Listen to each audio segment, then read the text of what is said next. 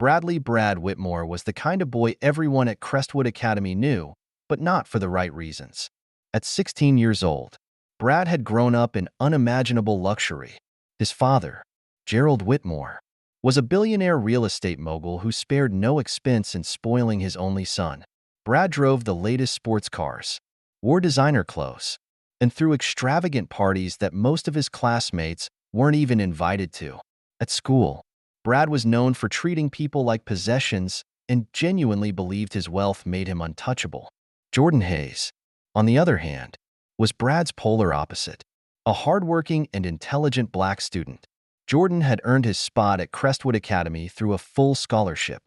Despite his achievements, Jordan faced constant judgment from kids like Brad, who thought he didn't belong at their elite private school. The incident that brought Brad to court began when he approached Jordan during lunch one day with a smug grin. "I'll pay you 10 grand if you carry my books, open doors for me, and do what I say. You'll basically be my personal servant. What do you say?" Jordan froze. The cafeteria went silent as everyone watched, waiting for his response. Keeping his composure, Jordan firmly replied, "I'm not for sale, Brad, and I don't need your money." Brad's face turned red with anger. "You'll regret that," he muttered, storming off. That same afternoon, Brad assaulted Jordan in the hallway, shoving him into a locker and calling him degrading names. But Brad didn't stop there. He slipped a stolen Rolex into Jordan's locker and alerted the school administration, framing Jordan as a thief. Jordan was immediately suspended, humiliated in front of the entire school. However, as the investigation unfolded, surveillance footage revealed the truth.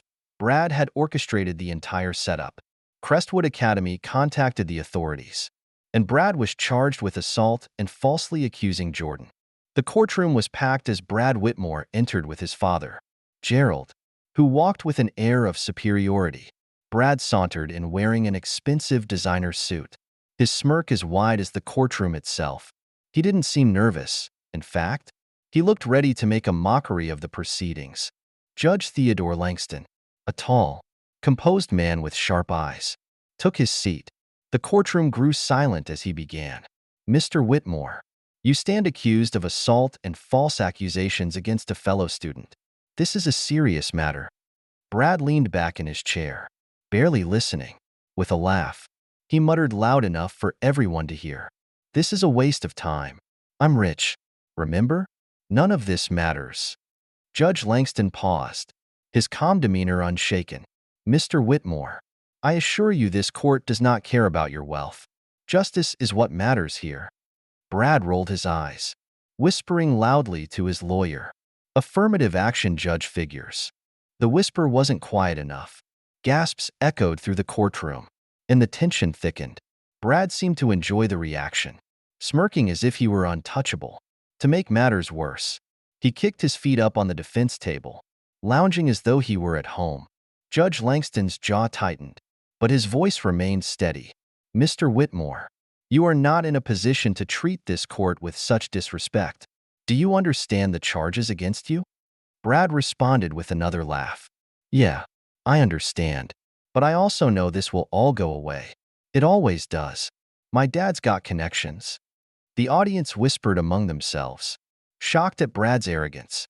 His father, Gerald, remained silent, showing no intention of reining in his son.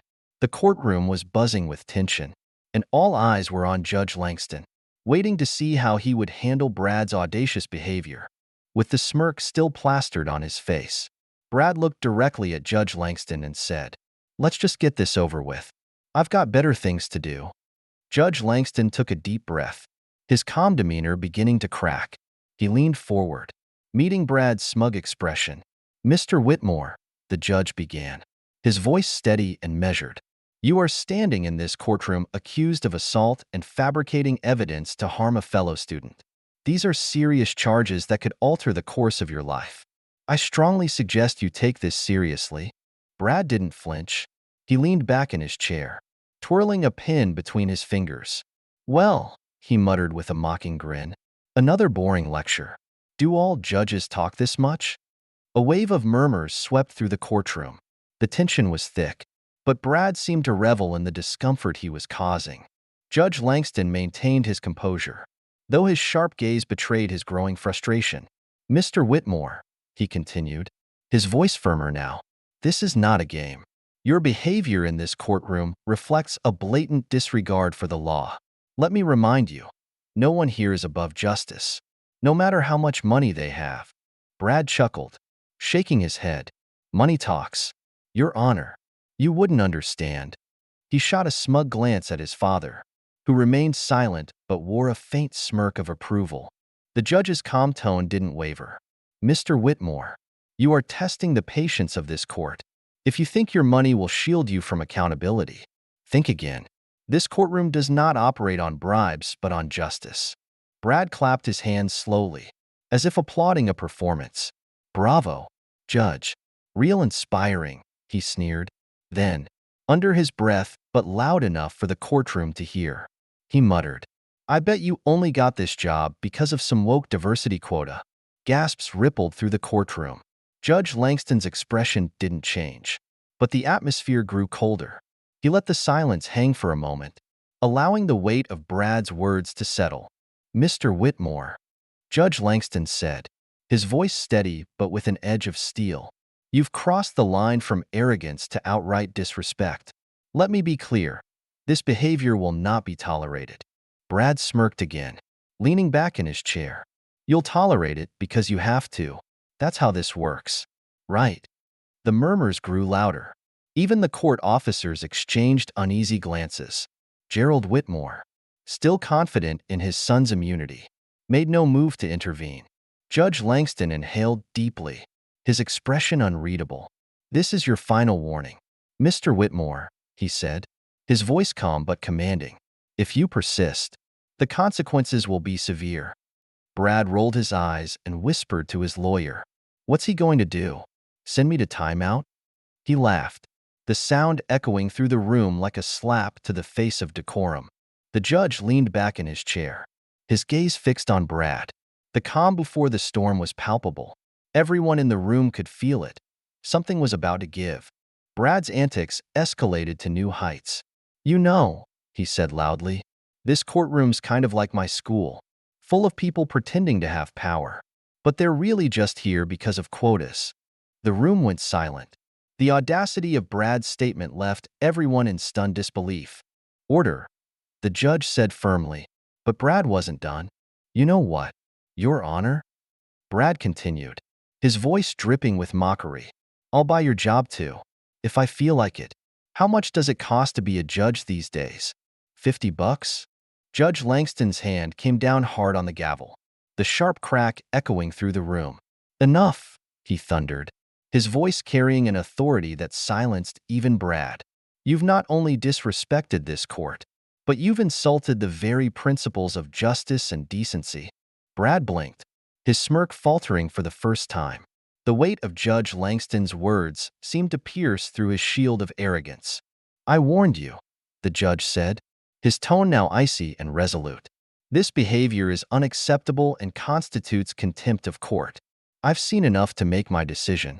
The courtroom fell into an uneasy silence as Judge Langston sat up straight, his expression firm. The gravity of the situation weighed heavily on everyone present. "Bradley Whitmore," he began, his voice unwavering, "this court has reviewed the evidence against you and observed your behavior today.